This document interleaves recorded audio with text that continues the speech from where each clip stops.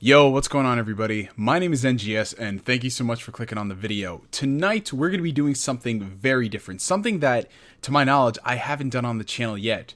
We're going to be reviewing Rogue One, A Star Wars Story. Now, you guys might be asking yourselves, of course you haven't reviewed Rogue One yet. It just came out.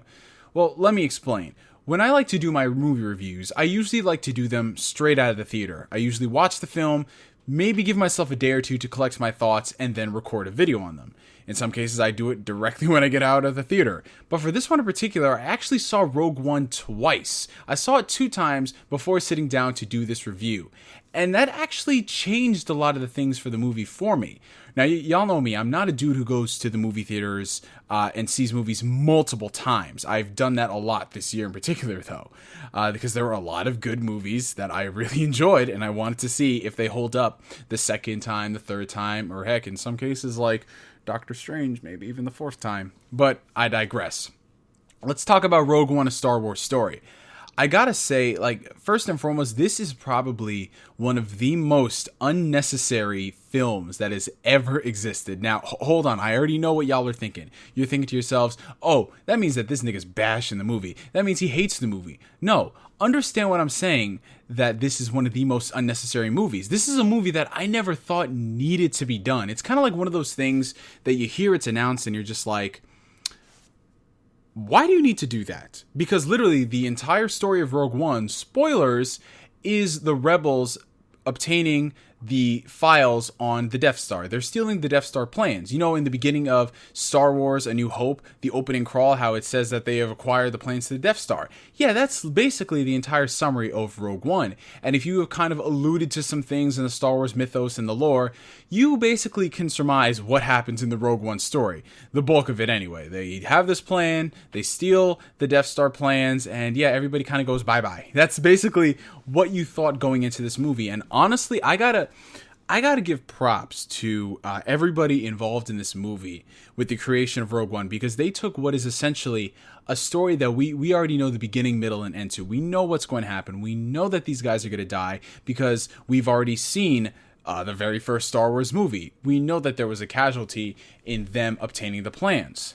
But they somehow made a movie where you actually give a damn about this story. You give a damn about that small segment in the opening crawl. So, where does this movie take place? This movie takes place in between Star Wars Episode 3, Revenge of the Sith, and the first Star Wars movie. And so much to the point that I'm not going to give any spoilers right now, but later on you'll understand what I'm saying. It's a lot closer to Star Wars A New Hope than you actually think. So the first segment of this review is going to be completely spoiler-free. I'm not going to go into things in particular because I kind of want you guys to experience them. I kind of want you guys to go out and watch this movie, because this movie did what a lot of people were saying The Force Awakens did last year. A lot of people were saying that The Force Awakens was like the best revival ever for a Star Wars movie because it felt so much like the original trilogy.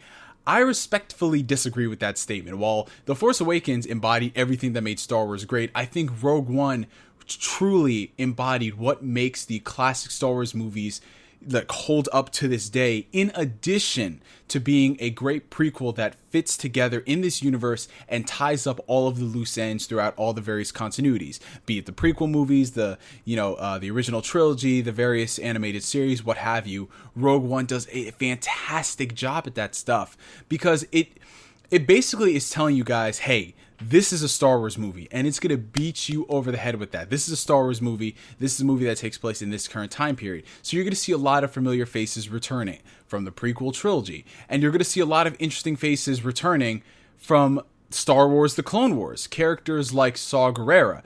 You see this guy come up, and he's like, oh, dang, I remember that dude from the Clone Wars. Holy crap, he's actually in the movie now? And then you see a lot of other familiar faces that, I'm not going to get into because, again, they're kind of Easter egg territory.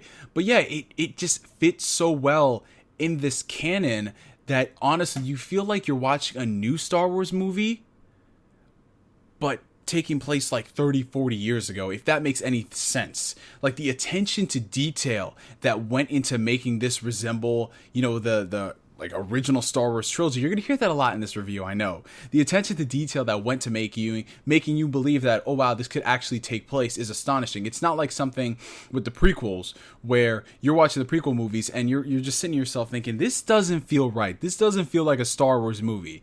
It really doesn't. You kind of felt like there were too many things going into it that just didn't feel like Star Wars.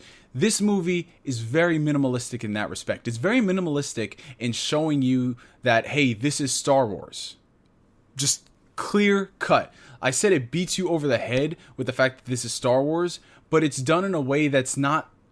It knows what it's trying to be, if that makes any sense. Like, oh my god, it may sound incoherent what I'm saying. It kind of sounds like the story of Final Fantasy 15 in that respect, but I assure you, I'm just trying to hold myself back from spoilers. So let's talk about the story of Rogue One. Let's talk about some of the characters. As you can see right here, all these characters are in the movie, and the basic plan is to steal the plans to the Death Star. I got to come up with a different word than plan, because you're getting into regurgitation right there. And, you know, it's a pretty simple story. It's the story of this girl named Jyn Erso, whose parents were, without getting into spoilers, taken from her. And she's kind of trying to find herself in this world. You know, this is, you know, post episode 3. So as you can already tell, things are going to shit. And it's interesting seeing people grow up in that time period. And it's really affected this person. What I love about Rogue One is that it really breaks the boundaries for what people consider a Star Wars movie. You know, a lot of people are going into this thinking, oh, you know, it's just going to be another Star Wars movie, another battle between good and evil, whip out the lightsabers and let's go home happy. Rogue One's not like that. Rogue One is a very dark, it is a very dirty, it is a very brutal, and in some cases a gruesome movie, because it is placed during wartime. This is like the beginning of the end sort of scenario that they're in. And you see how that affects people. You see how that affects people's thinking and their decisions and what goes into it. What I really love about this movie is that how much it showed that the Alliance is not as squeaky clean as a lot of people believe. Because you know how, again, they were movies for their time. You know, they never knew it was going to be as grand as it is now. You know how you go back then, you know, the Empire is evil, and you know, the Alliance and the Rebels, they're good guys. In this movie, of course, the Empire is still evil. You don't sympathize with the Empire. But you see that the Alliance, there's kind of internal conflicts and turmoil going on in this that, you know, really wasn't properly addressed earlier in other movies. And I really loved that because it showed that these characters are flawed. It showed that these characters, given their time period and their situation, they have to make decisions that are not going to be well liked, and it's going to have some people scratching their heads as, wow, that was a dick move. But it kind of wasn't a dick move because you kind of sympathize with some of these characters and their thought processes. So it did a great job of really capturing the wartime, especially like in the smallest of ways. You know, like in some movies, they want to make it be known that, oh, this is wartime, so everything is militarized and everybody's on edge. Rogue One does it a little bit more tastefully, like even going so far as to like the stormtroopers and their armor. You see that it's all banged up and it's dirty and it's just so different. It's a big contrast from the squeaky clean stormtroopers that we saw in the other movies. It's the little details like that that really sell this as a movie that's, you know, really about the atmosphere and the time they're in. So that was something that I really enjoyed. Another thing that I really enjoyed in the film was just, I guess, how do I say this? Like the acting of everybody in this film was good. You know, standout performances, obviously, from Felicity Jones, you know, from Donnie Yen, you know, all these characters. I don't really need to go into that because then I'm just going to sit here and say, oh, they did a great job. Oh, they did a great job. Oh, this guy was great. He kicked ass. I mean, that's every Star Wars movie, with the exception of the prequels, except for Obi-Wan. He did kick a lot of ass in those movies. But yeah, I just like the dichotomy of the characters and what they're going to, how some people have more faith than others, and you know how over the course of the film these characters all kind of come full circle into understanding, you know, the situation that they're in. That stuff was really good, and it gets really deep at times. It's not just, oh, we have to be good because good will prevail against evil in the end. Believe me, I know what I have the Force. It's not as simple as that. It's these characters understanding, like the character of Jyn, for example. She goes through a complete 180 transition when it comes to her mindset of things. And it's really beautiful to see how that's impacted her. like I said, it's breaking grounds for the Star Wars universe and the Star Wars canon in ways that I've never seen, because it challenges the norm. It's not just this nostalgia movie. It's not just a movie to watch that says, hey, look, this is a story that you kind of always wanted to see, not really, and we're going to do it. No, it's not. It really challenges what it means to be a Star Wars movie, and it challenges your perception of these characters and who they eventually become. Because with episode 3 going into episode 4, you kind of had to fill in the gaps for yourself. You kind of had to understand, okay, so this is what happens at the end of episode 3 and then episode 4. Yeah, but this is literally what brings it all together, what sets everything in motion. And it's seriously scary. We're going to touch on that in the spoiler section, how it gets into that. Speaking of the spoiler section, is there anything else I really want to talk about in this film that isn't a spoiler? No, so we're going to wrap this up right here. If you're interested in seeing a really good Star Wars movie that challenges the norm, that is different from, what you've experienced before, then definitely check out Rogue One. I recommend it wholeheartedly. It is a great movie that has some minor problems here and there in the sense that this is a open and shut book. There are characters that are introduced in the first hour kind of at a really fast, rapid rate that you don't, I guess, get a full understanding of them, but the movie gives you enough understanding to, enjoy them on this journey, understand where they're coming from because of what happens at the very end, which, if you know anything about Star Wars, yeah, bye-bye. Now let's get into the spoiler section of the video where we can have some fun. Okay, so, wow, here we go. What the hell should I start with? Because I'm seriously geeking out right now. I've never geeked out this much about, anything, man. And I'm a big Spider-Man fan. I loved him in Civil War. I love Captain America. I love Doctor Strange. But what this movie did was, it's so classic. And I hate using the term nostalgic, because that has a completely different meaning nowadays. People use that as a crutch and an excuse. It's literally okay. What should I start with? What should I start with? Okay, let's talk about the little things, the insignificant stuff that really doesn't matter. You got a lot of cameos from characters that appeared in episode 3. You got those guys cameoing in from the Clone Wars, and on paper, they didn't really serve a great purpose in the movie. But why does it work? Why do having these characters in the movie matter? Like the character of Saw Gerrera, he was in the movie, but honestly, he could have been written to be somebody else entirely. Mon Mothma, she was in the movie. She could have been somebody else entirely. Organa, he was in the movie. He could have been somebody else entirely. Why does it work that these characters are here? Because it's letting you know that this universe is connected. Everything is interwoven. And the fact that you have all these characters together ties in the fact that this is all one coherent story. This is all one coherent canon. Even C-3PO and R2-D2 make a cameo, which was pretty freaking sweet. I mean, literally, they were just there to say one thing, and then it was like, whatever. But it was awesome because everything makes sense in this universe. It would make sense that, they would be there at the Alliance base, and they would be there, hanging out with all these dudes. It's the little things that really sell this universe. And then there's a lot of cool stuff there, like... for example, Donnie Yen's character. A lot of people were speculating that, what is Donnie Yen going to do in this movie besides kick ass? Is he going to be a Jedi? Is he going to have a lot of stuff? Donnie Yen's character in the film, he's a blind guy, as you could tell from all the promotional material. But this is probably one of the most badass blind characters in 2016, outside of, what's his name, from Daredevil. Stick. There we go. He's one of the most blind, badass characters that I have ever seen. And he's funny, too. He has a lot of funny dialogue in the movie, and it had the entire theater cracking up, man. And I mean, at this point, Donnie Yen, if you ain't familiar with that man's filmography, definitely check this guy out. He is, age for age, one of the most badass people of all time. He's 30 years younger than what he actually is, and he'll be kicking ass till he's in his 90s, man. It's so hard to not love Donnie Yen. And the fact that he's in a Star Wars movie, for me, it's like, I don't want to say it's like a sign of pride or a personal achievement, but it's just awesome because, I've watched this dude's filmography for the past 6, 7, 8 years now, which I know is not a long time for a lot of people. But for me, it's just crazy. I see this dude and then he's cast in Star Wars. It's like, oh my God, my family! Channeling my inner Gabriel Iglesias right there. But yeah, everybody had shining moments in this movie. They had moments where it made you feel for the characters, which is crazy because, like I said, this is an open and shut movie. There's not going to be an opportunity for them to do a Rogue 2 or whatever, like some people are thinking. They might do a sequel, who knows?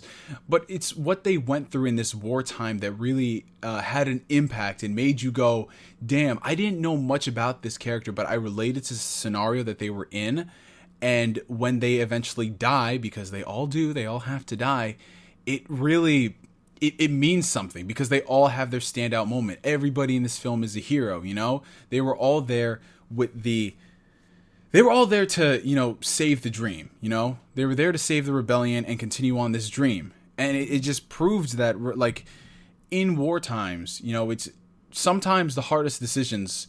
Sometimes the decisions that are going to have people scratching the head are the decisions that you need to make. You know, sometimes hope is what you need to get you through the war. And it was just awesome seeing all the people like rally behind Jin in this movie because they were literally that. They were rebels. And it was the fact that the rebels rallied behind Jin and they went to go do their thing secretly that had the Alliance go, well, maybe we shouldn't give up hope. Maybe we should actually do something. And they did. And it was pretty freaking cool, man. And I just love that because it, like I said, it sets the mood and it sets the atmosphere. And can we talk about some of the freaking space combat in this movie? Bro, the last hour of the movie is some of the best shit you will ever see in a Star Wars movie. Some of the most insane dogfights, some of those most insane ground combat. Like, there's a reason why they got the guy who brought us Godzilla 2014 to do this movie, to show you skull, wow, to show you scale, to give you like the proper scope that you need to. Like when you first see the AT-AT show up, it's like, oh my god. Like, whoa, it's like the same impact that you had when you watched Empire Strikes Back. You know, when you first see the Death Star come up, it's like, holy shit, everything has scale, everything has an impact in here. It's just like, wow, man, it's like stuff that you would expect. They're finding new ways to make you go, holy shit, this is awesome, man. It's seriously awesome. Like, there's a specific reason why everything is in this movie. And I friggin' loved it, man. I loved it. I can't stop geeking out about it. So, there were a couple of more things that I wanted to talk about. In addition to other standout characters, I really did love Diego Luna's character. He was another damaged character who, you know, was affected. He was a child growing up, and the wartime affected him a lot. K2SO, who's the droid in this film, fantastic. He's one of my favorites. Speaking of other characters in this film who, you know, do have some standouts from, you know, the original trilogy and such, can we talk about how CGI is getting way too realistic? Can we talk about Grand Moff Tarkin for a second? Can we talk about that?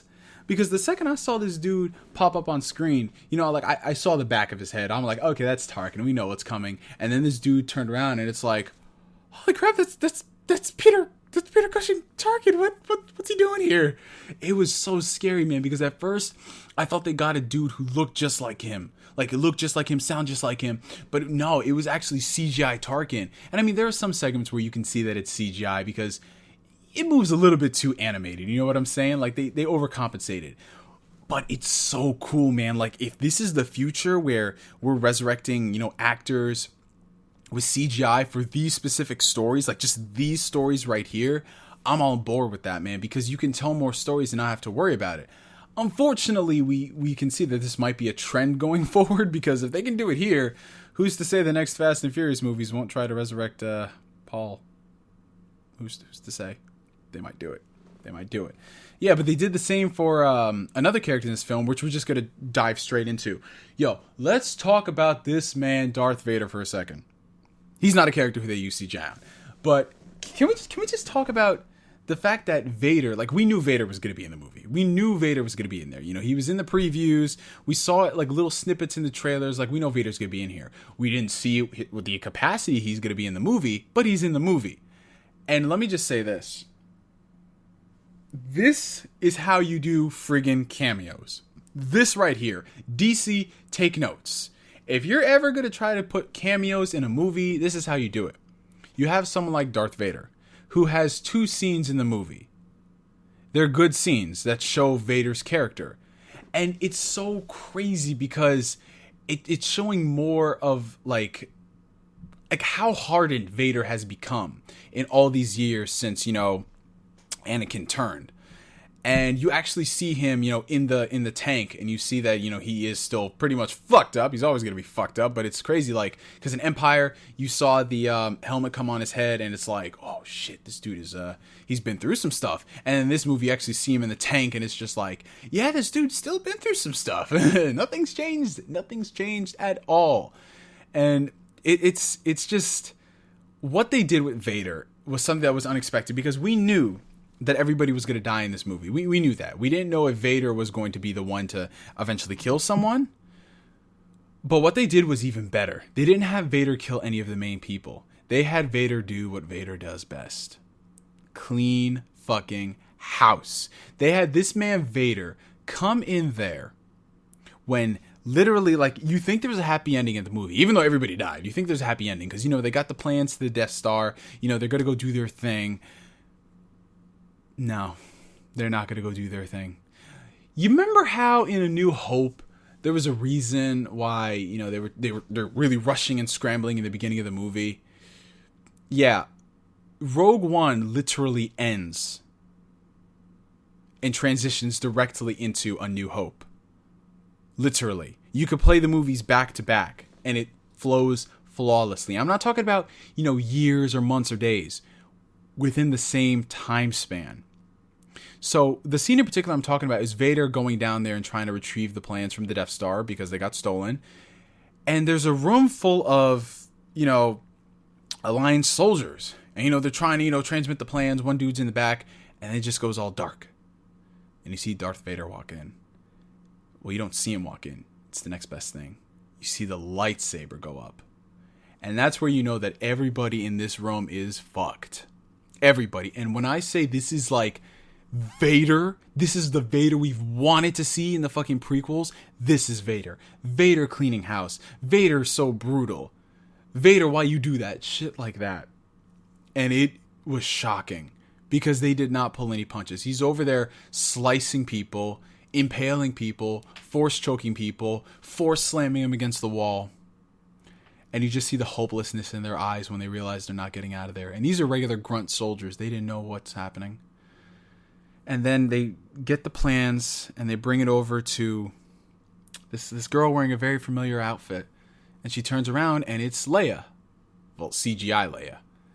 And again, it looks so realistic. And then the movie ends right there. And it just makes you want to go watch A New Hope.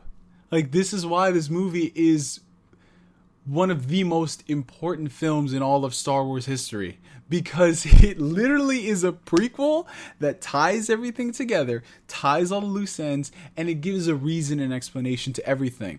The fact that there was actually a plan to blow up the Death Star, there was a failsafe in there, something that was criticized in the first Star Wars movie. The fact that the failsafe was developed by Jin's father, and they were stealing the plans so they can find out the failsafe, tied together, man. So Rogue One is, in my personal opinion, it is right up there with Empire Strikes Back as the best Star Wars movie for a lot of reasons. For breaking new grounds for the franchise, giving me hope on these anthology films. Yeah, man, I'm liking where this future is going. A future without George Lucas. It's very beautiful. Anyway, you guys, that was my review for Star Wars Rogue One. Let me know what you guys thought of it down below in the comment section. From me to you for now, I'm NGS signing out. Like always, I will catch you guys later. Peace.